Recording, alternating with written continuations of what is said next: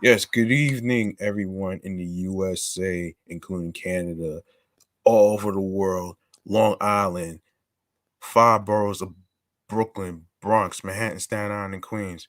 I'm your man, G Money Stacks, aka Lonely Nomad, aka YouTuber, aka The Gregonator, aka Lonely Nomad, aka Rookie Podcaster of Queens, New York.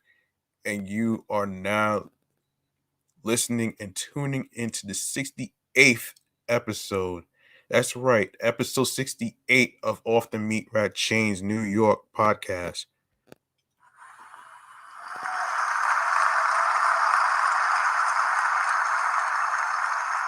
And a little quick side note here, before we even get to chatting on the jazz. I do apologize for not recording due to some unexpected rearranging of my room and stuff. But had a had a crazy few days and stuff, so I couldn't really necessarily, you know, think mentally. So I couldn't really necessarily um focus on some stuff. So anyway, like I said, I wanted to get that out the way to let y'all know that what I was going through and and mentally, physically, and spiritually. Physically, I'm okay. Spiritually, Fi- yeah, I'm fine spiritually. Mentally, it's a challenge. So, um, and that's pretty much what's been going on with me mentally, physically, and spiritually. So, without further ado, if you are new to the channel of the YouTube universe and a new listener from all the audio streaming platforms, which I will get to, um, before the end of the show. All you need to do is go grab the subscribe button. All right.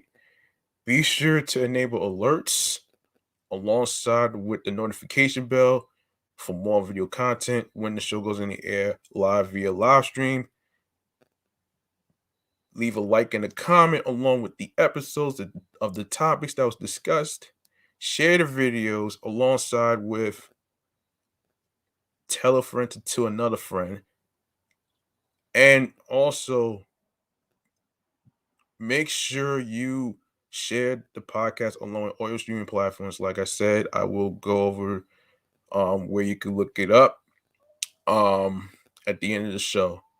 So now that I got that out the way, without further ado, we are going to get to a segment that I like to call chatting all the jazz. Let's get a little sound effect for this one right here.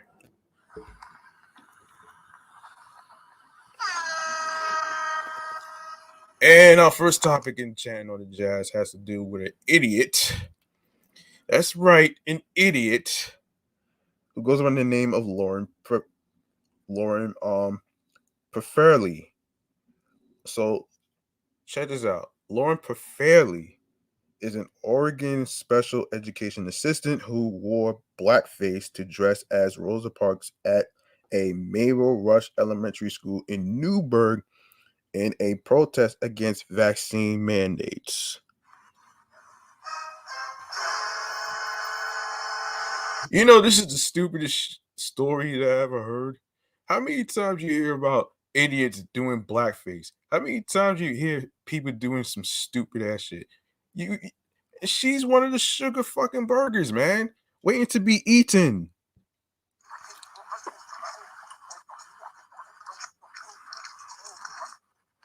Listen, so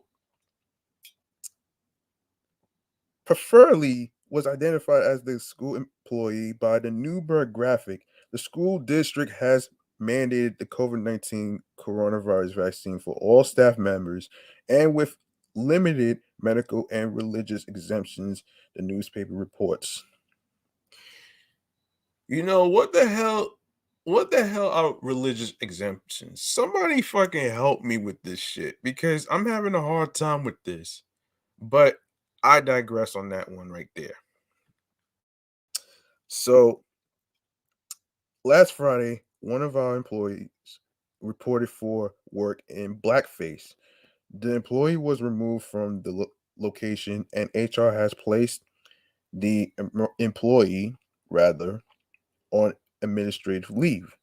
The administration of Newburgh Public Schools condemns all expressions of racism. Yes.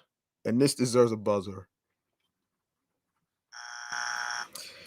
And of course, Newburgh Public Schools said in a September 20th, 2021 press release, in quote, "It is important to remember how blackface has been used to misrepresent black communities and do harm.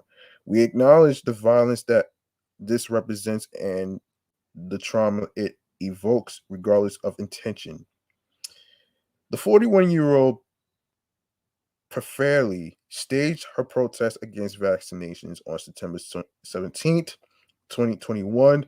The school district said the district did not name Pefferle. Here's what we know about Lauren Pefferle.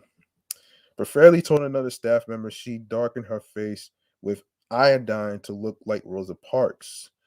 Okay, that was a dumb move right here.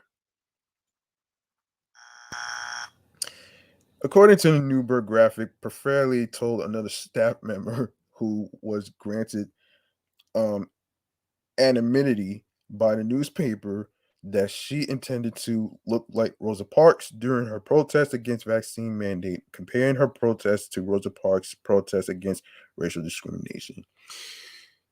See, that's a whole different story. That's a whole different story right there. I don't see how it's basically the same thing. It's definitely not the same. You get what I'm saying? It is not the same, folks. Um, and forgive me, I'm trying to set up my 17 live stream. I don't know what happened, so I'm actually going to be setting up here. So we're online. We're online right now. So in case anybody don't know, we are live and direct on StreamYard, YouTube, and I'm doing a live stream on 17 Live, which is formerly known as Livit. Um so forgive me for that one right there. Um so where did I okay. The newspaper wrote that Pefferle darkened her face with iodine. No photos or videos of Pefferle in her Parks costume have emerged. Pefferle does not appear to have any social media pages and has not made any statements about her intentions. Ah, man. She has no excuses for this one, man. No excuses for this one. Um, at a press conference, Greg told reporters no students witnessed the incident, according to the Oregon, Oregon, um, and basically did not comment on the specific case, but said our range of responses does include termination as an option for certain situations. For Fairley, as a special education assistant at the elementary school and previously worked at another school in the district. Fairley works as a special education assistant at Mabel Rush Elementary School in the Newburgh School District. Further details about her employment, including how long she has worked for the school district, were not immediately available. Fairley previously worked at another school in the Newburgh district, also as a special education assistant, according to the district's directory. She worked in the Learning Resource Center at the Atlanta Crater Elementary School, the district's website shows. The school district said in a statement, in quote, each incident report is always taken seriously as we diligently I know how to pronounce, folks, so just bear with me, okay? I'm human. Follow our policies to investigate and take appropriate action, the school district said in its press release. In quote, we continue to work towards a safe and welcoming environment in our schools that is free from bullying and reduces mental, emotional, and physical harm. Blackface has no place in our schools, and we are committed to the work of creative spaces where every student belongs as we move forward together in our mission of educating students. Okay. Pefferle, who previously lived in Las Vegas and California, started a failed gluten-free and organic raw food and drink business in Beaverton called the Clean Cafe. You got to be fucking shitting me, man. That like anybody's gonna fall for that shit. Oh man, this is crazy. All right, so Pefferle, a divorced mother of two, has lived in Oregon for several years and previously lived in California and Las Vegas. She could not be reached for comment by Heavy, and she has not commented publicly. According to public records, Pefferle started a failed restaurant in Beaverton, Oregon in 2014 called the Clean Cafe. Yeah, I think she should have renamed it something else though. The Clean Cafe. Was she clean about doing that blackface? No, she wasn't. I'd say. Oh man. Yeah, I'm sorry for laughing, but I had to laugh at this because this is crazy. We're living in a world where you think idiots, which I call them sugar burgers, I don't call them Karens anymore because sugar burgers kind of fits the narrative of things, man. How they actually want to get away with things. You know damn well just because you're white doesn't mean you're gonna get away with things, all right? You crazy ass bitch. I don't mean to sound like that, but it kind of pissed me off though, man. Like you gotta understand, man. I'm pretty sure a lot of people were pissed off about this. I would too. So so let's keep going. All right. Um yeah, she first registered the company herself in 2014 and then had a lawyer register the business again in 2015, but it was closed as of 2016 records show. The Clean Cafe's Facebook page states, in quote, the Clean Cafe desires to serve tasty foods, drinks free of gluten to be exact, with organic and raw options. The page adds, do you or someone you know have a hard time eating in a healthy way? No need to worry at the Clean Cafe. We offer healthy meals, shakes, and smoothies at a reasonable price.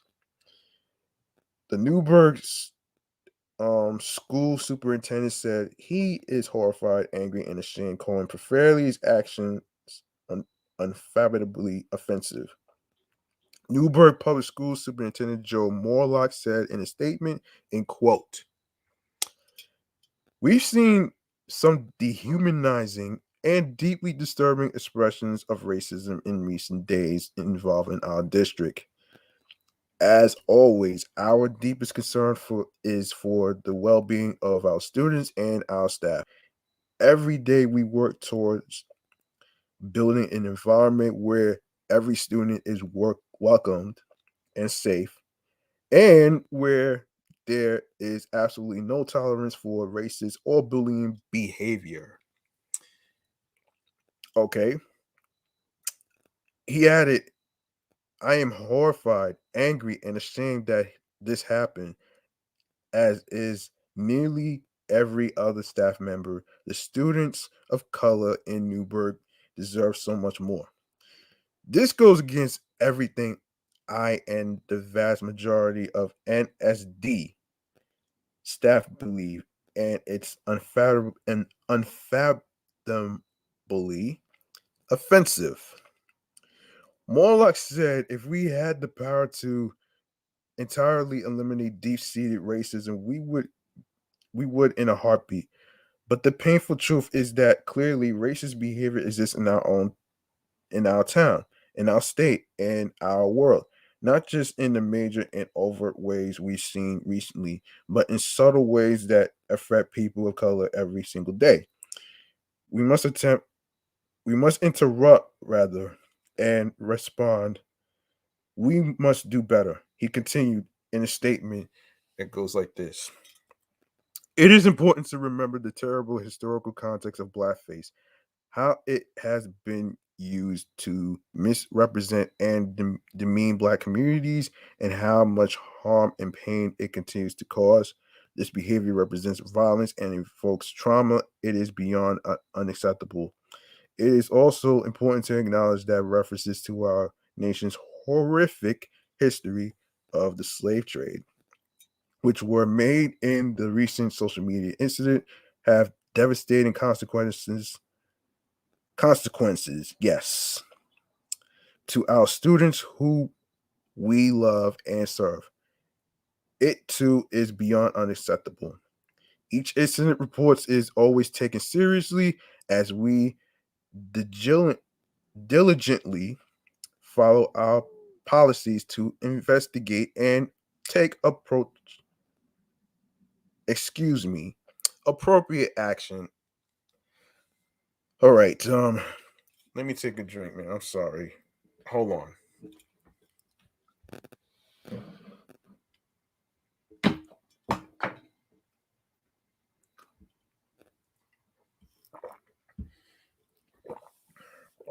Uh, okay, Moeller said in a statement, in this context, we see again that Newburgh Public Schools and its staff condemn racism in all its forms in the strongest terms possible. Our administration and staff are working hard to create schools where each and every student belongs as we move forward together in our mission of safely educating students. I think y'all need to do more than just that though, man. Seriously. Like how do you sleep at night knowing that this has been going on for a very, very long fucking time? Like, come on, man. Really? Really though? Hold up.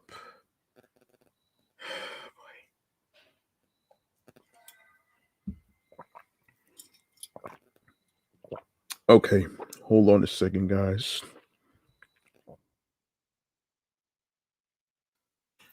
Okay, here we go. Um, okay. Ty Harden Moore, a black former school board candidate and parent, told the Newburgh Graphic, "This makes sense only because we have our county commissioner, Mary Starrett, who drew that line between vaccine mandates and Jim Crow. That was only a couple months ago. Our country, no, excuse me, county to be exact, leadership is saying basic public health measures are akin to Jim Crow. There is a line between our political leadership and something like this happening. Our leadership matters." Um, okay. Let me see. So the incident involving Pefferle is the latest controversy the school district has dealt with. In early September, the conservative controlled school board declined to respond. A policy banning Black Lives Matter and LGBTQ pride displays from the district's schools, the Newburgh Graphic reported. According to the newspaper, the policy has drawn concern and protest from the ACLU and the local teachers union. Morlock, the superintendent, told the school board he has been advised the policy is illegal. Also, in September 2021, the Newburgh Graphic reported that screenshots emerged from a racist Snapchat group that included Newburgh students. The group also included racial and homophobic slurs, according to the newspaper. The students joked about auctioning off black classmates as slaves, according to the newspaper. Morlock said in a statement like this: Our school district has been in the news a lot lately. It adds a lot of stress for everyone, and I have concern for our students and staff. I want to remind us all that we are not the sum total of news headlines. We are people, and I believe that we're all better off when we're working together on these difficult issues and when treating each other with respect. With regard to the social media incident that involves students at Newburgh High School, I want to make it clear that racist and bullying behavior has no place in our schools or community. We are grateful to students and others who reported the incident. As Principal Arian wrote yesterday, we are taking this matter extremely seriously. We will investigate all involved and follow our policies for any disciplinary action. By law and for student privacy, we cannot share the results of any disciplinary action taken. We also are utilizing our systems of support for all students negatively affected by this and other bullying behavior. Thank you to our high school administration and counseling staff who are taking the lead, and to staff in all our schools. Okay, before I keep going, listen, for those of you who are following me on 17 Live, I want you to share the live stream and be sure to, you know, hand out hand out gifts, whatever you want to call it, whatever you can offer. All right. So for those of you who may not know, I have an account with 17 Live, and you can follow me on the app, which is G Money Stacks Queens, New York. All right. Um, that's G Money Stacks Queens, New York. And there you go. All right. um, so Mola said in his statement after the Pefferle incident, when harmful actions like this come to the surface and the traumatic impacts of those actions are recognized, we all, children and adults, can work towards improving the environment and the supports we employ for each and every student, no matter their identity. I am absolutely committed to doing that work. Let's do it together. Hmm. Yeah, yeah. That's interesting. Speaking of interesting, we got another story in regards to police, in terms of what they are saying about rethinking the street safety in terms of the gun incidents that's been happening. So we're gonna take a look at this right here. So basically, this is from the website cbsnewyork.cbslocal.com. Police have arrested a West Side doorman and three out-of-state um, accomplices on charges of selling an arsenal of 80 weapons. 80 weapons? What? Wait. Hold up. 80 fucking weapons? Are you serious? How many weapons is being smuggled? Are you serious? Wait, this is crazy, man. This is very crazy.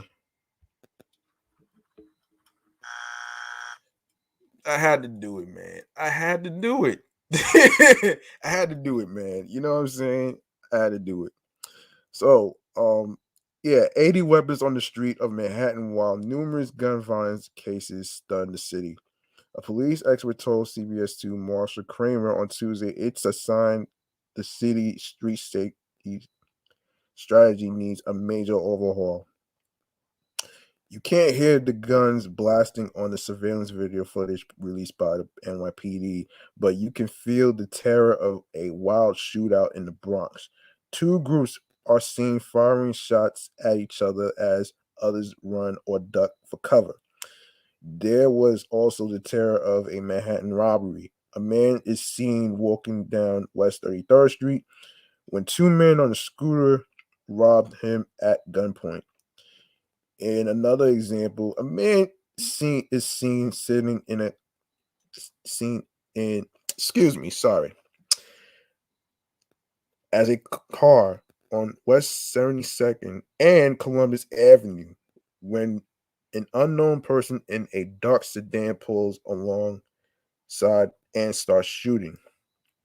They were not isolated incidents. They happened over the last few days.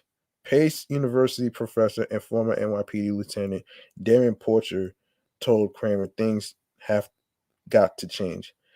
A lot of the lawbreakers feel as if they can act with impunity because the NYPD has been more aggressive as opposed to proactive in targeting these gun violent crimes that have happened.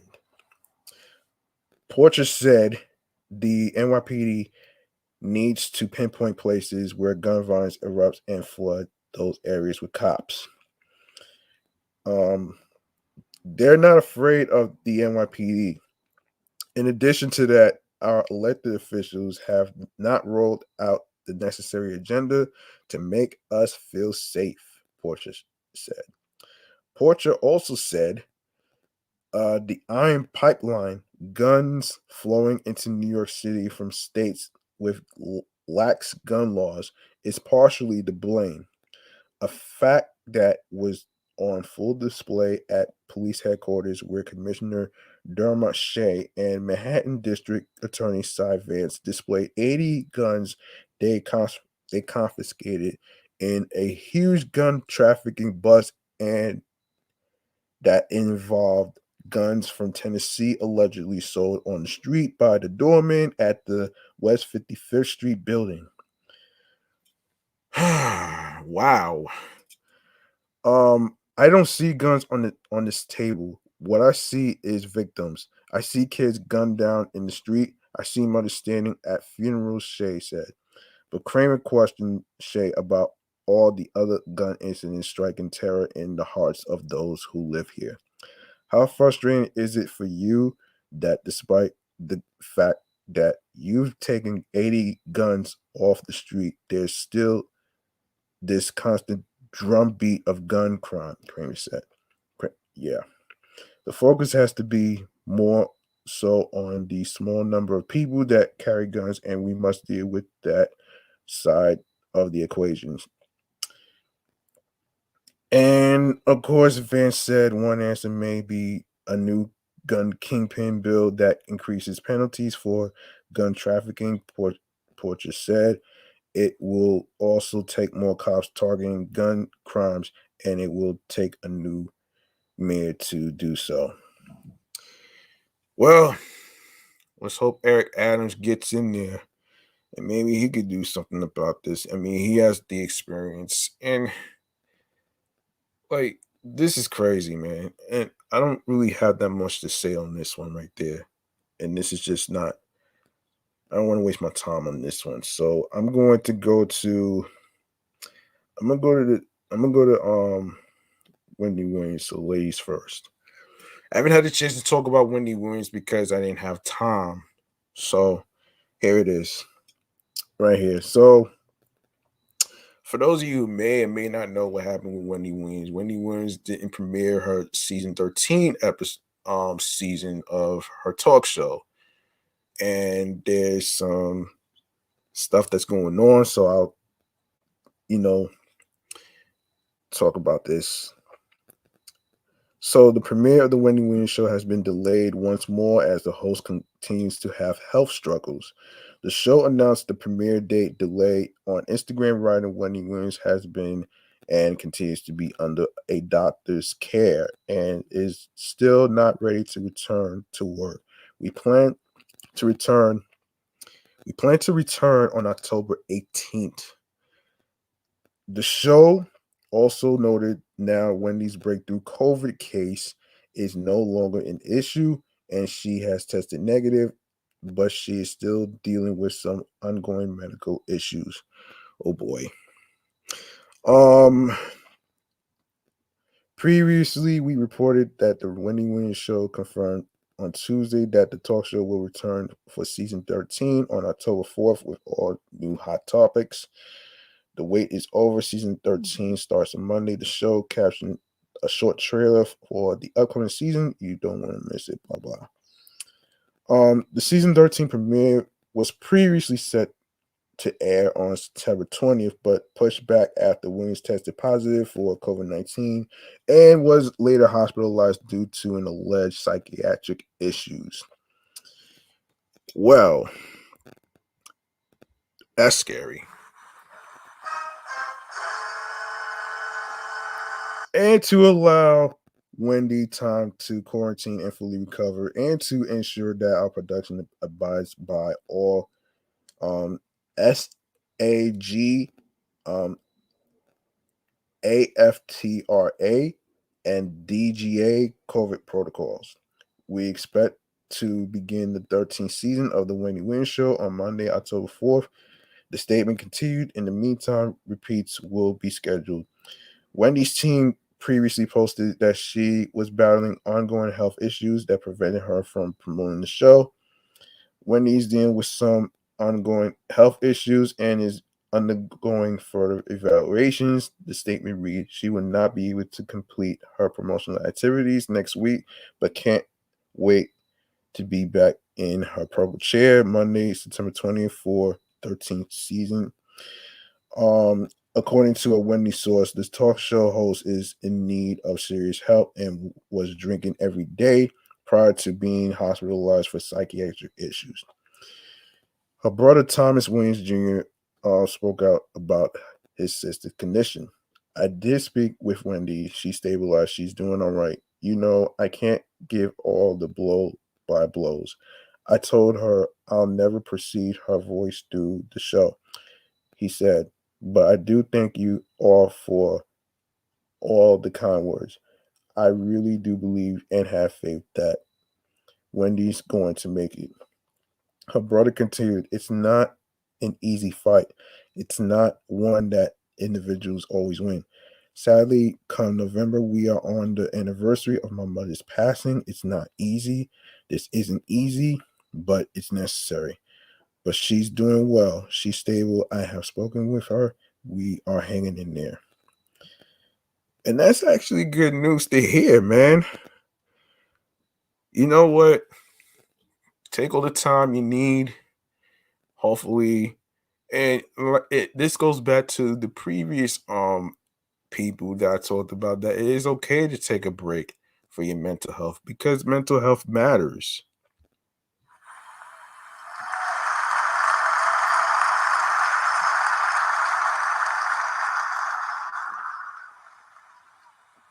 And speaking of which, we gotta talk about Chopmaster J. I didn't get a chance to talk about this guy for a while since I've been rescheduling the episodes and stuff. So here we go. So Chopmaster J, co-founder of the pioneer hip hop group Digital Underground, was told to stay the hell away from an event honoring the group and its late co-founder Shock G, and he certainly isn't happy about it. Sources with the direct knowledge tell TMZ Chopmaster J was ecstatic when he found out the city of Oakland would be honoring the group and Shock G at a citywide event last weekend. The day included a digital underground day of proclamation. The problem is, we're told a former band manager reached out to CJ and told him he was not welcome at the event. Making matters worse, we're told the city of Oakland's digital underground day of proclamation is only to highlight Shock G and not CJ. Digital Underground broke up in 2008 after a fallout between Chopmaster J and Shock G. but we're told while they didn't speak for years following the breakup, they still considered each other brothers outside the group. Shock G died in April. Chopmaster J, along with his son, who goes by SOTU, formed a new group, DU Next Generation. We're told Chopmaster J is bummed his contributions to the group's legacy are not even mentioned in the proclamation. The language is exclusive to Shock G's contributions, even though August 25th, 2021 is slated to be Digital Underground Day in Oakland. Wow, I didn't even know about this. Um, there's hope things could be rectified. We're told Childmaster J reached out to city officials, and so far the Oakland Mayor Libby Chef has responded, and we're told the city's currently discussing a separate proclamation for Digital Underground that mentions Chopmaster J. Wow, wow, that's crazy, man. And speaking of crazy, Kanye West is at it again. Yeah, he's at it again. So recently, due to the Donda album and the Certified Lover Boy album that went out actually. Um, so this is what went down. All right. A long time feud between ultra famous rappers Kanye West and Drake has seemingly evolved to the doxing stage. Early Monday morning, West posted a now deleted picture to Instagram that appeared to depict Drake's home address in Toronto. Okay, that was a dumb move right there. West and Drake have been members of a very public feud that originally started when fellow rapper Pusha T revealed the existence of Drake's son, Adonis, in 2018 via a diss track titled "The Story of A Adidon." Wow, wow. Drake promptly accused West of disclosing this confidential information to Pusha T, and the two have been fighting ever since. This past week saw the feud gain even more steam. Last Friday, Trippie Redd released a track called Betrayal that features a Drake verse. In his verse, Drake appears to address rumors pertaining to Kanye's much discussed and yet to be released album Donda. According to rumors, West has thought about releasing his latest project on the same day that Drake is scheduled to drop his newest album, Certified Lover Boy. In response to these rumors, Drake confidentially raps, confidential, confidently raps, to be exact. All these fools I'm beefing that I barely know, 45, 44, burnt out. Let it go. Yeah, ain't changing shit for me. It's set in stone. Not to be outdone, West took to social media in response to Drake's verse. West posted a screen capture of a group text that appeared to include Drake as one of the participants and a recently added Pusha T. Hold on.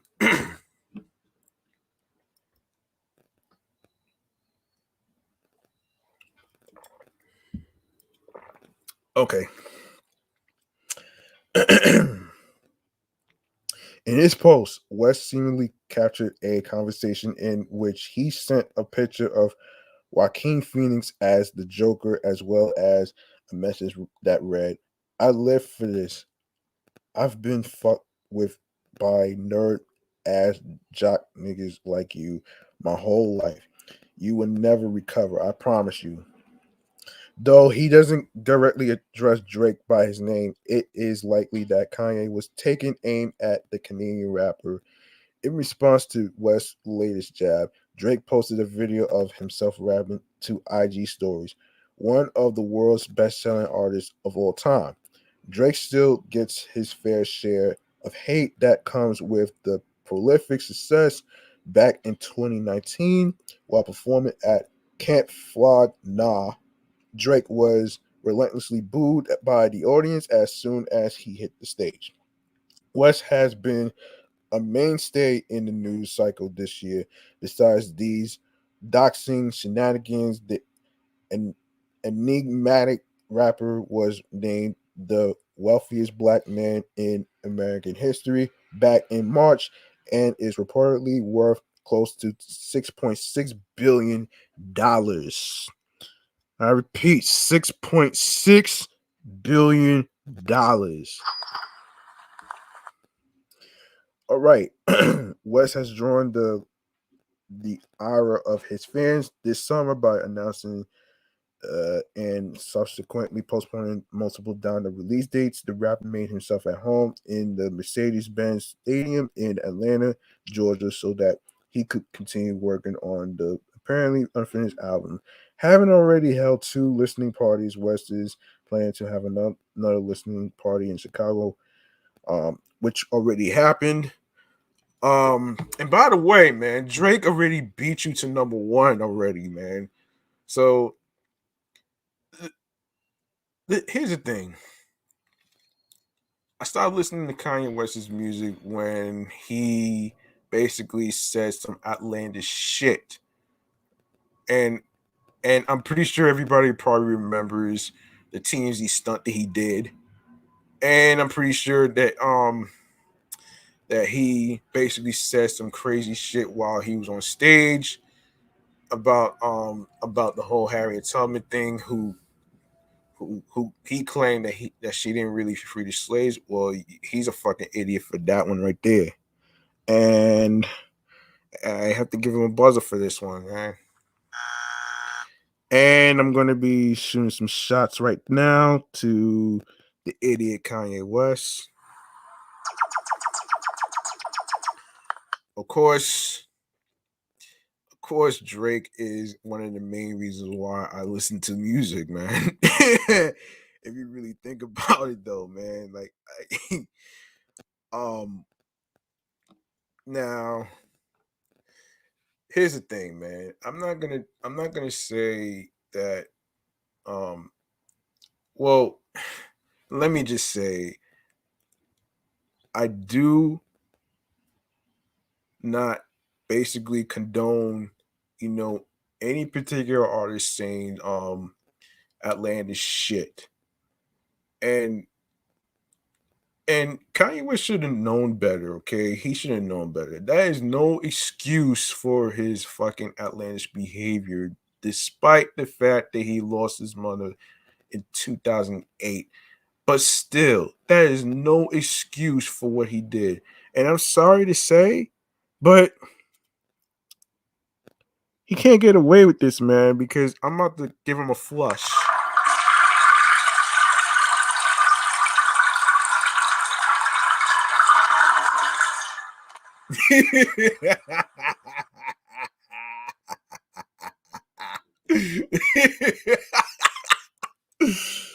Oh man, I had to give him a flush, man. I'm sorry, man.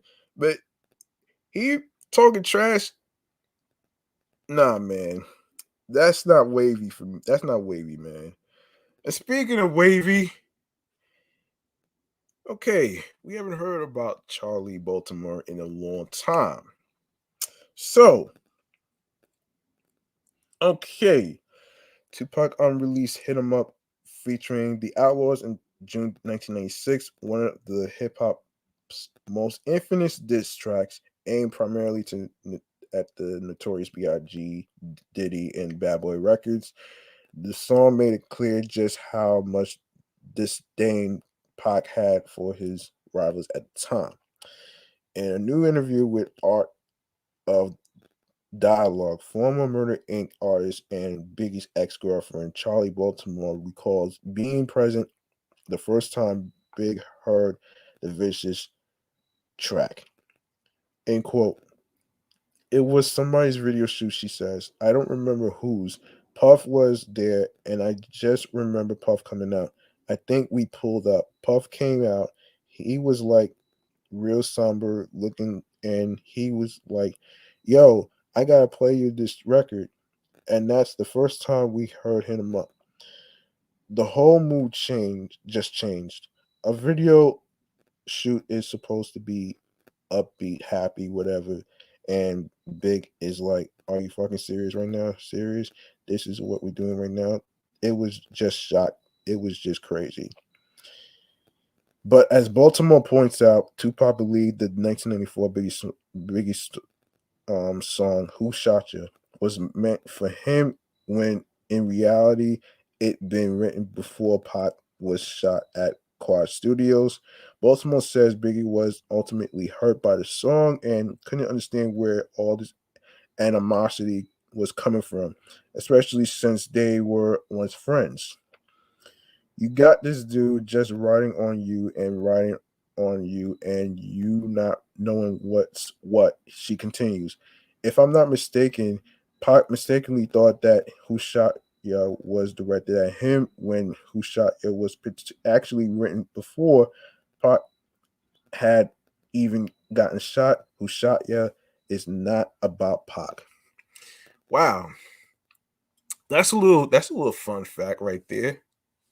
You think? Okay, it was written before Pac got shot, but of course, people are going to hear that and say, "Okay, yeah, that nigga Biggie is going at this nigga now," and it's going to be back and forth. But in all actuality, that record was already written. When you listen to it with all that was going on, it does sound like, "Yeah, nigga, I'm on your ass," and it wasn't like that.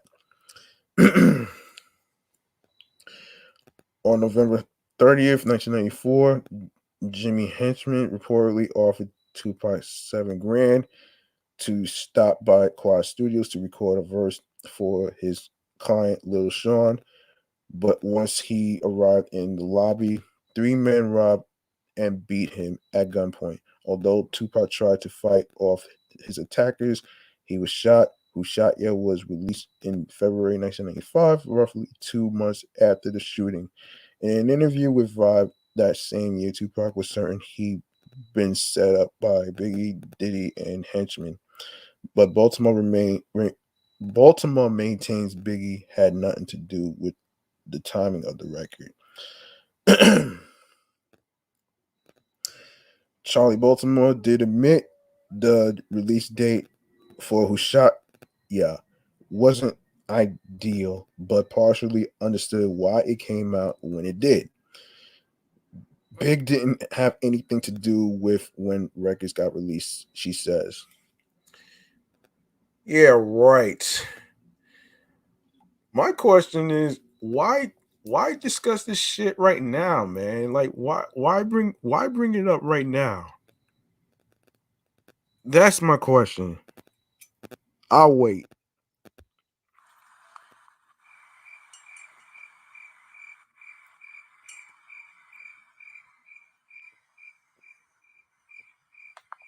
Yeah, of course, right?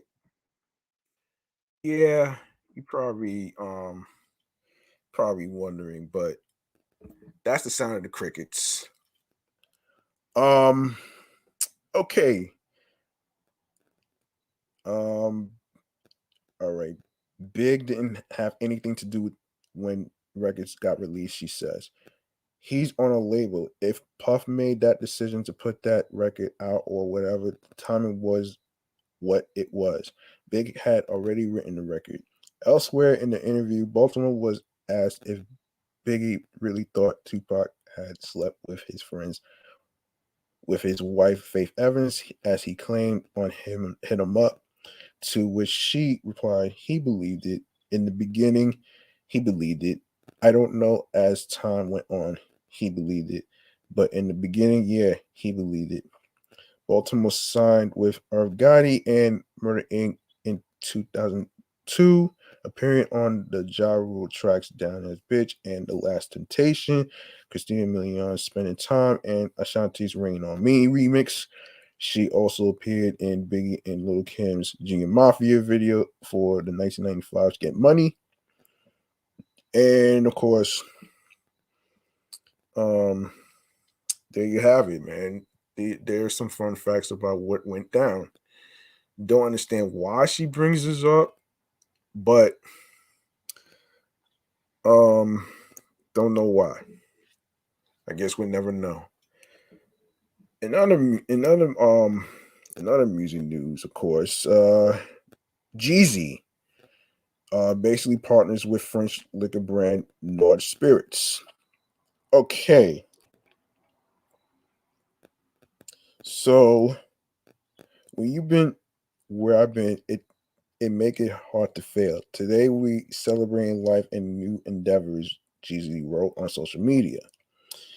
As Jeezy continues to expand his empire far beyond the trap house, the next step in the rapper's evolution as a mogul is his new partnership with French liquor brand Nord Spirits.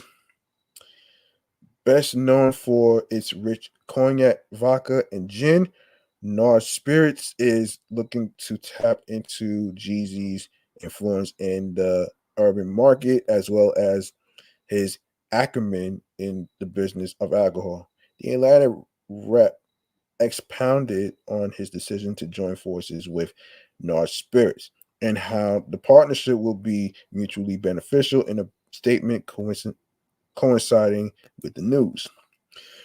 Nard's rich history as one of the most forward thinking distilleries in France, combined with my knowledge and experience in growing brands, particularly in the hospitality and spirits industry, has tremendous potential to see explosive growth here in the US, he explained. Jeezy also shared the latest addition to his portfolio with his fans via a photo of the press release on Twitter, writing in quote, "Where you been, where I been. It make it hard to fail. Today we are celebrating life and new endeavors at Nard Spirits on Twitter." Okay. Prior to teaming up with Nod, Jeezy played an essential role in the branding of Avion Tequila, which became the third best selling tequila in the US during his tenure as Avion's multicultural advisor. I did not know that. I didn't know that, man. In other news, Jeezy and Jeannie Mar Jenkins, who wed earlier this year, recently announced they are expecting their first child. Okay. Okay, a round of applause for Jeezy and the fact that he partnered with Nard Spirits and of course the Avion Multicultural Advisor.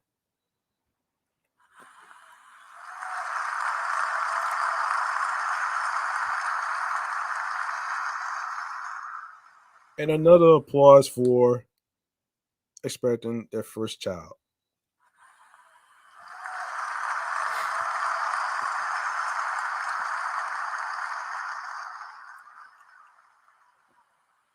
All right.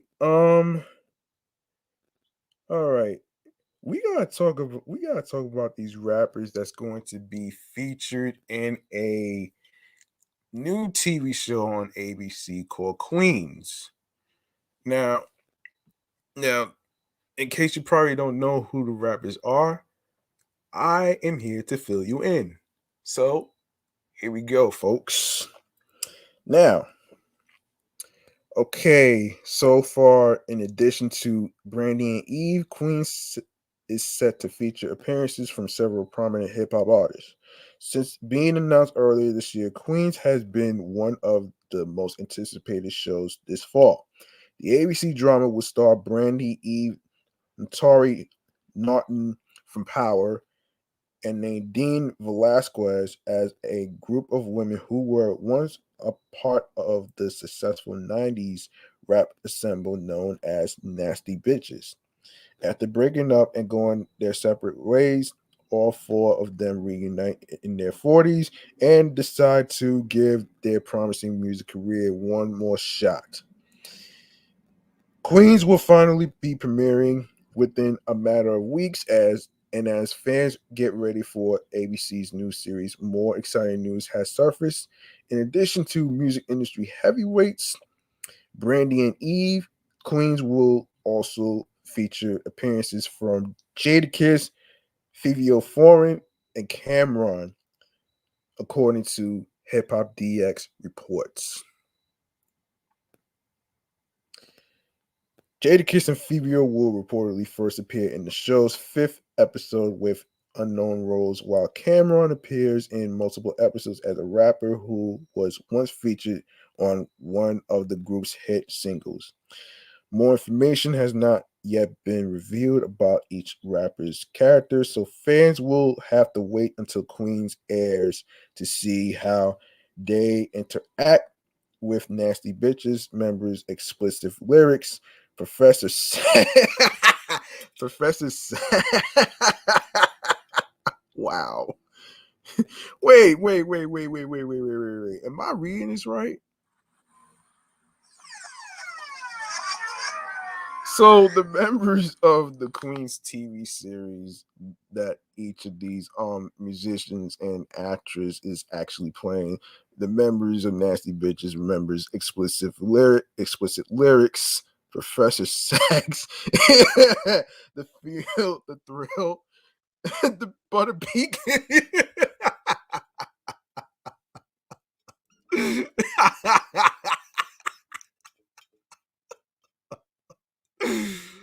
Oh my goodness. So if any of you may not know, there's a trailer for Queens, and if you watch the trailer for ABC's Queens, which also features a quick official, no, excuse me, off-screen cameo from Swiss Beats Below. The hip hop drama is set to premiere on Tuesday, October 19th. Wow, how about that? Maintaining relevancy, being relevant, staying relevant into what you love to do. Congrats to Brandy.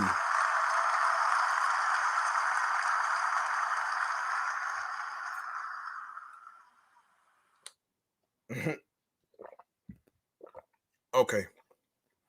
Let me see how much time I got on here. All right. I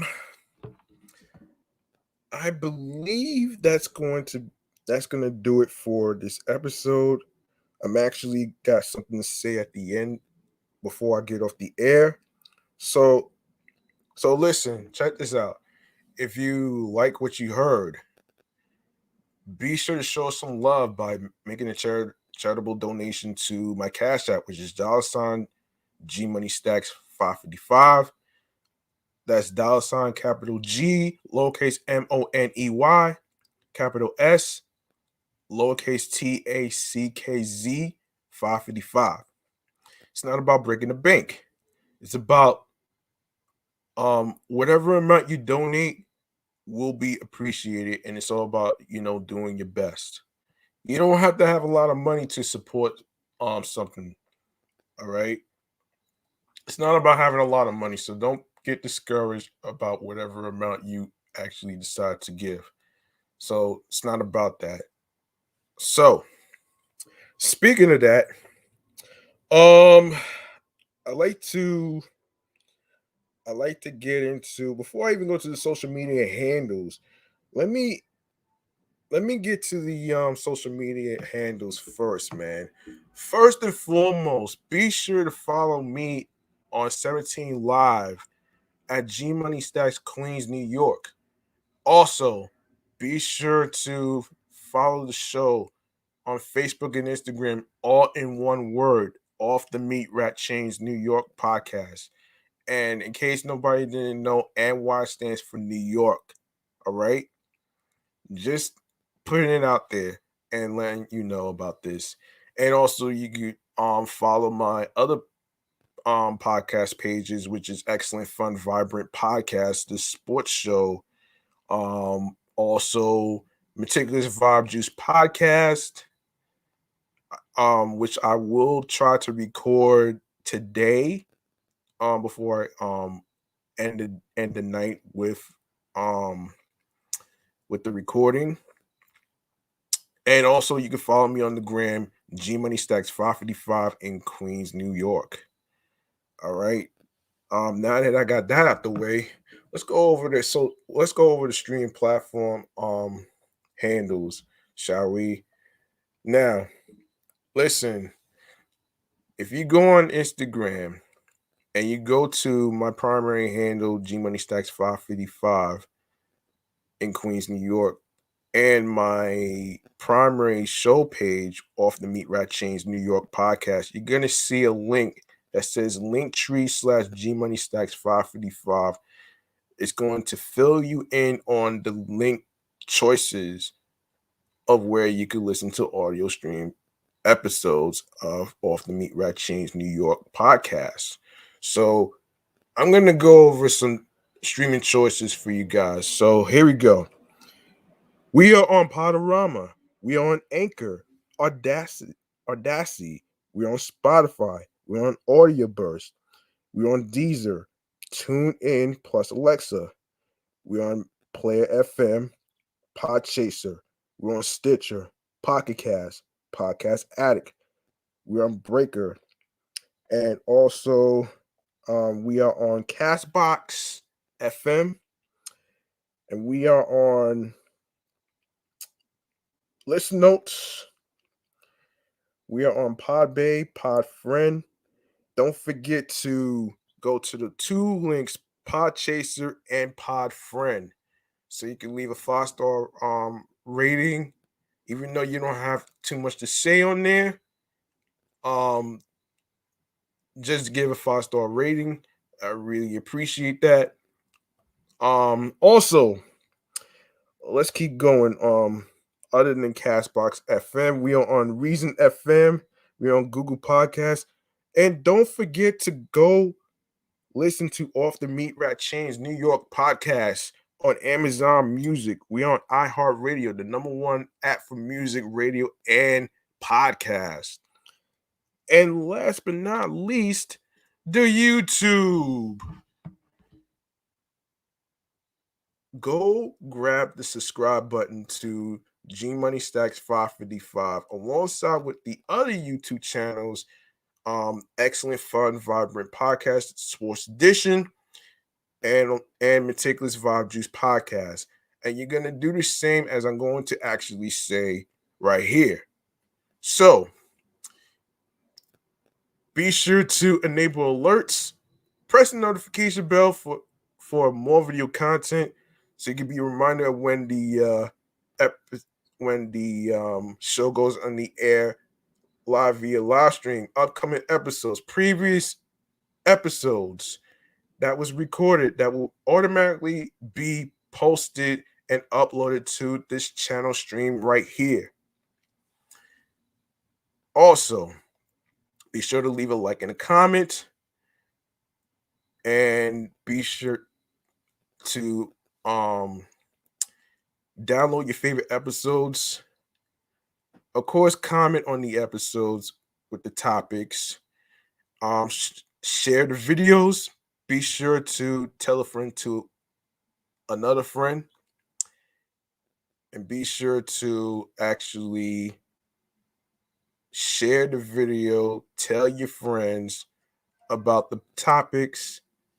Tell your friends about Off the Meat Rat Chainz New York podcast on YouTube, which is G Money Stacks 555.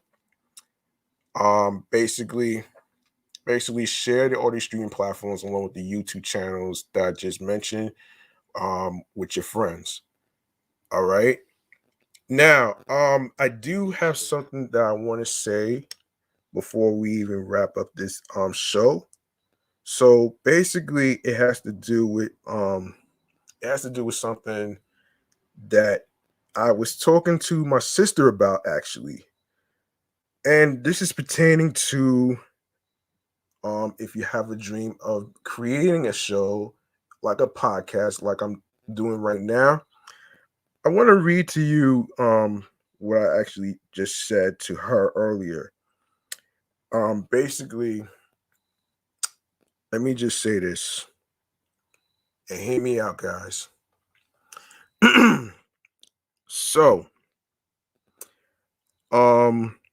if you have a dream of being a podcaster and like to create a show like myself, and and what I'm doing, I will say this.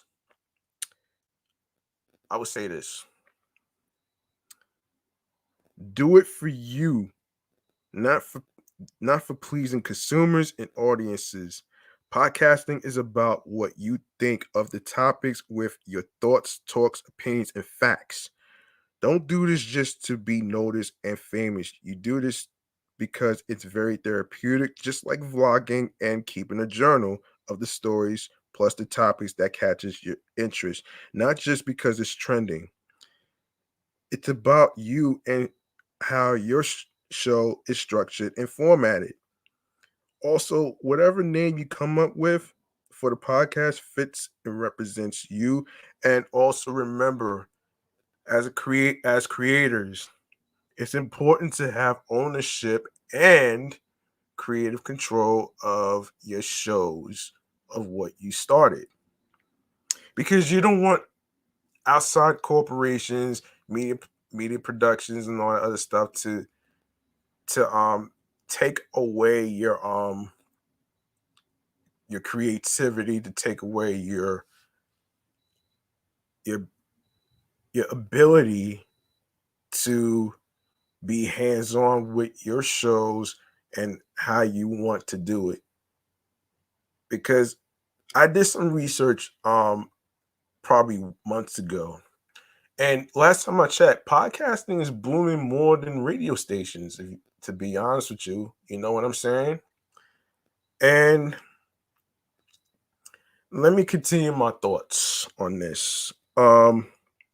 Basically, um, people go to my YouTube channel because I'm giving them something light to take their minds off of stressful events like family drama, bad days, bad hair days to be exact.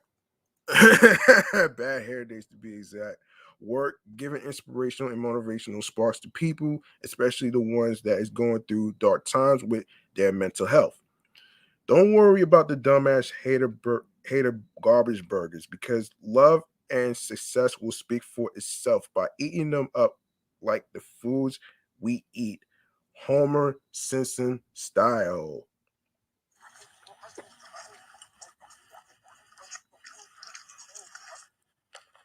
And that's my reason why people go to my YouTube channel, that someone was asking me.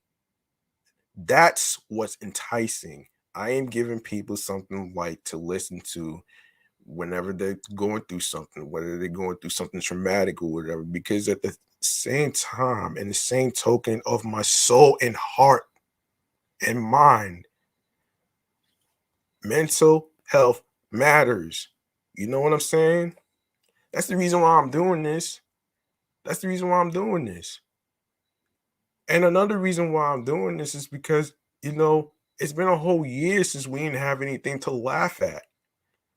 And I wanted to bring, you know, a sense of humor to you, even though you're not going to be able to do certain things during the slamdemic of the Delta variants and coronavirus and stuff like that.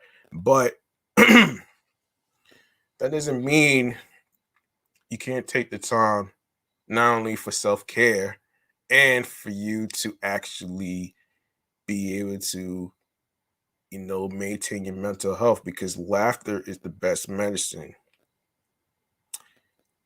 And speaking of the best medicine, I also would like to say, be sure to reach out to your loved ones, your wives, your husbands, your girlfriends, your boyfriends, your friends, because that person might be fine on the outside, but on the inside, that person might be going through something very dark, traumatic, or whatever. So I actually, um, you know, encouraging you to, and motivating you and inspiring you to actually, take a risk and reach out. There is no good time to reach out to someone that's actually going through something, all right? You can't really put a time frame on everything. You know what I'm saying? The same way you can't find logic in everything, like a podcast title. You can't find a logic of of what makes sense and what doesn't make sense because at the end of the day, I want to say this actually. There is no wrong or right way to actually do a podcast. You know what I mean? I feel like there is no blueprint into how to be successful. None of that was taught in our schools, all right? None of that. Everybody's idea of success is different. I just want to say this though. Like, you know what I'm saying? I feel the need to actually speak my mind on this because it really, really, really, really, really, really gets me annoyed that, you know, people like me, who is a rookie podcaster, along with other podcasters, feel like we're being pigeonholed. You can't pigeonhole somebody into how certain things are formed. The same way anybody did ask for their opinions or suggestions or anything like that. No offense, I know where your intentions is going. But if I didn't ask, I didn't ask. So that's just me expressing myself and my frustration right here though, man. And to say that my three podcasts is making mistakes, which I don't know why somebody would say something like that, but guess what? I'm the one that started the three podcast shows. I was inspired by other podcast shows to actually, you know, go against the grain, taking a risk. And there's a saying, if you take risks, sometimes you receive rewards. And that's exactly what I'm trying to do. You know what I'm saying? As a human being, I'm not perfect in terms of, pronouncing words or whatever.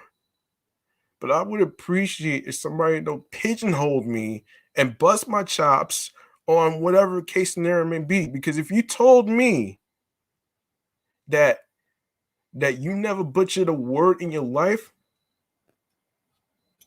I tell you this, that's really fucking horseshit right there.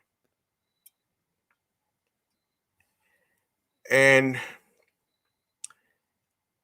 therefore kill that fucking noise with that crazy bullshit. Okay? Just kill that fucking noise, man. And let me do things to the best of my ability. I'm not trying to be famous and I'm not trying to be on TV or be on stage, in front of people. I'm not that guy. I'm not a music artist. The real performers are music artists like singers, rappers, DJs.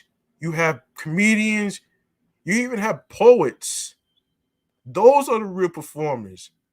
I'm a host at the end of the day for three podcast shows. I'm not a performer. You can't make me into something that I am not. The same way you can't take the New York out of me, which is part of my identity. And like I said before, don't let anybody stop you from achieving your goals, your dreams of whatever career field you're doing.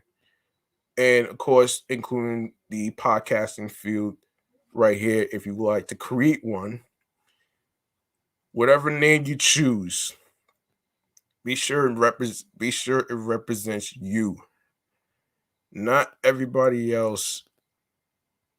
Because at the end of the day, not everybody's going to be pleased about anything.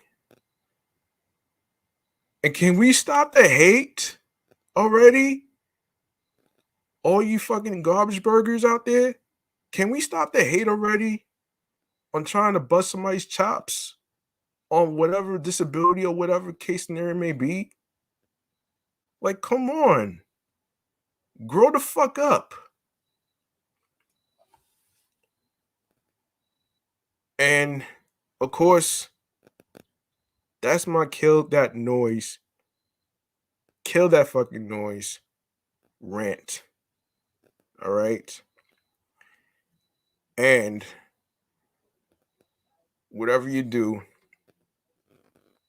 whatever career field you choose, whether it's podcasting, like I said, be sure you do it for you.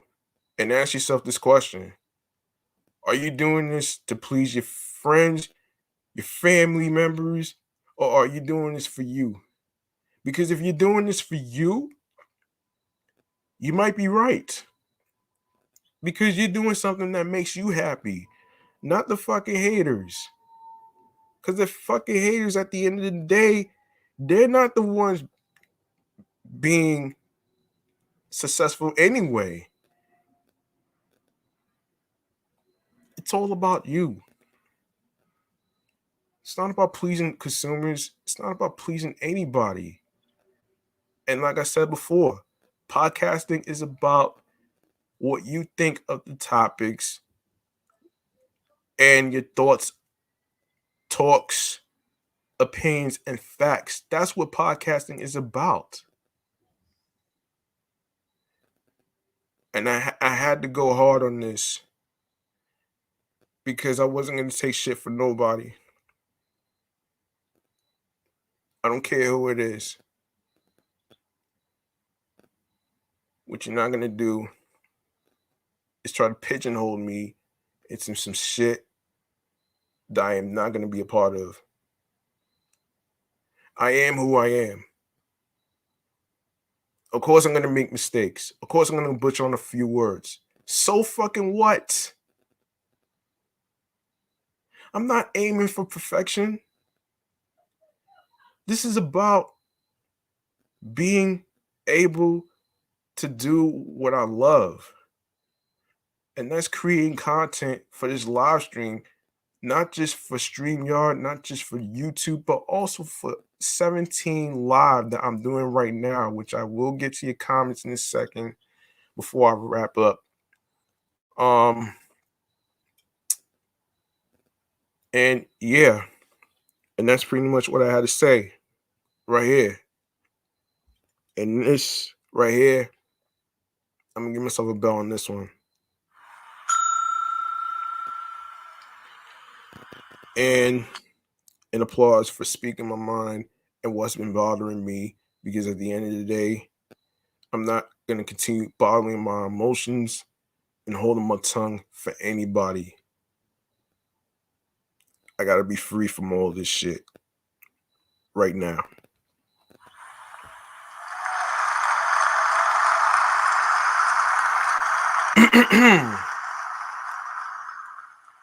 And like I said, I will go over your comments on 17 Live before I wrap up.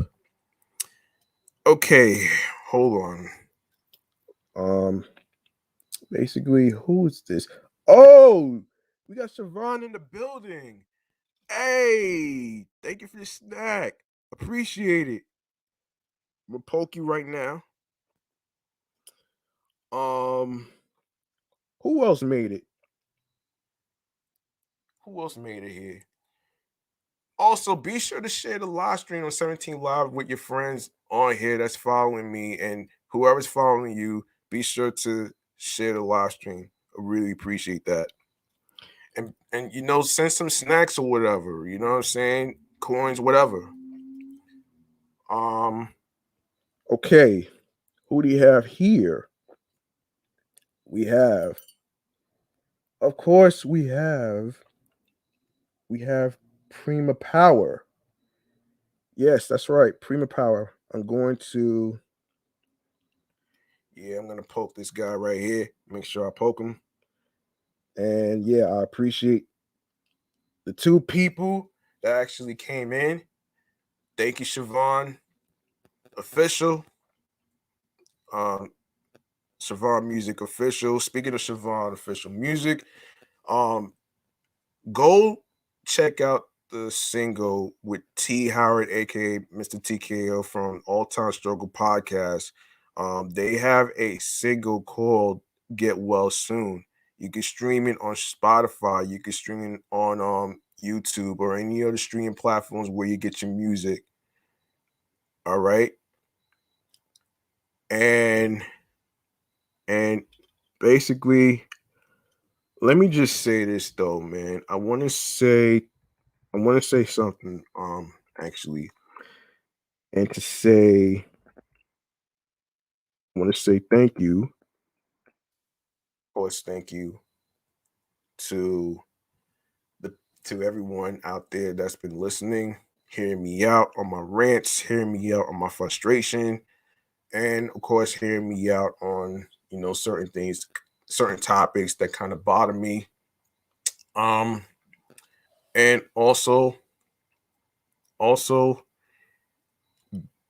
be careful out there, be safe, be sure to mask up, be sure to have your hand sanitizers, your washing your hands, your water, your Gatorade with electrolytes because you need that for energy. And I'm pretty sure make sure you have yourself a self-care day to take care of yourself. Remember, mental health matters. I'm G Money Stacks. Thank you for listening, tuning in, rocking with me. And we are almost at episode 70.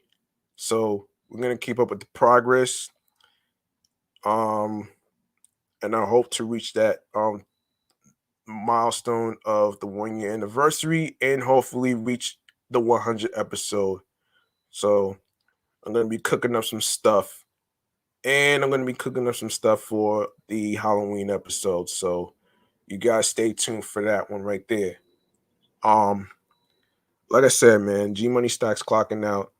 Hope you guys enjoyed the episode 68 of Off the Meat Rat Chainz New York podcast, and I hope you guys have a safe day. Peace and one love, and have yourself a good night.